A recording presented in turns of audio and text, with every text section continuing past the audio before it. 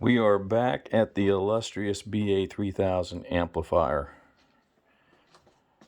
It has the 2511 board out of the other amplifier that's working, so we can kind of rule out the 2511 that was repaired in this one because it has the same behavior.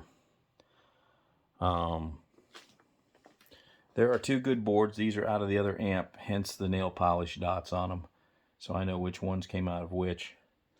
And this is the 100 volt severe duty bulb in the bulb tester. God, things look a mess on the camera. And well, I guess it'd help if I turn things on, plug it in, you know. Anyway, so with a 100 watt bulb, we turn it on. Well, oh, I remember, for safety's sake, I unplugged it. Sorry about that. I was working on it, and they stay hot even after they're turned off. Okay, now we go. 100 watt bulb. Two good cards. Okay, we're back to the meters doing their little pegging action here. If I disconnect the unregulated high voltage supply there at 29 and 30, that will, I wouldn't do it while it was running, but that will go away. Okay, so okay, now this is the good 2511 board. So again, we'll pull one card out.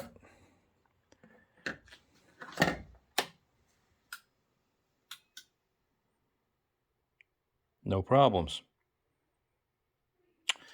Note how bright the bulb is. The bulb is fairly bright. It's pulling a lot of current. Now you saw the condition. Turn that off. And we'll put the two cards in.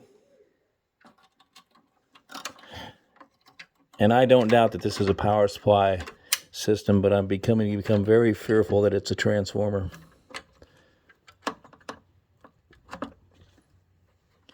Okay, our cards are in. Now the only changing point is, ooh, that's warm. Take that out. Put the 200 volt in.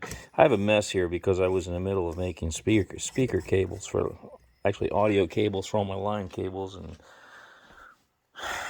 anyway, 200 watt bulb.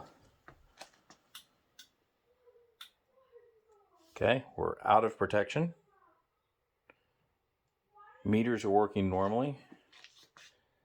LEDs are on, but they're dim. They're brighter than they would be normally, but they're still dim.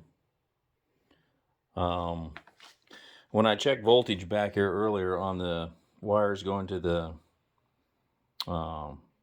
LEDs, in fact, they'll run 5.7 volts with the unregulated 68 volts disconnected. I know these are still hot, so we'll just take those. Ooh, nice pretty LEDs. The meters do that on both amps.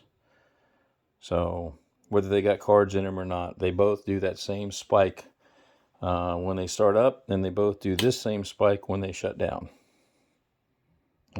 They've always been like that since before they were rebuilt. So with 29 and 30 disconnected from the unregulated voltage, everything works. As you can see, she's not pulling any current hardly at all.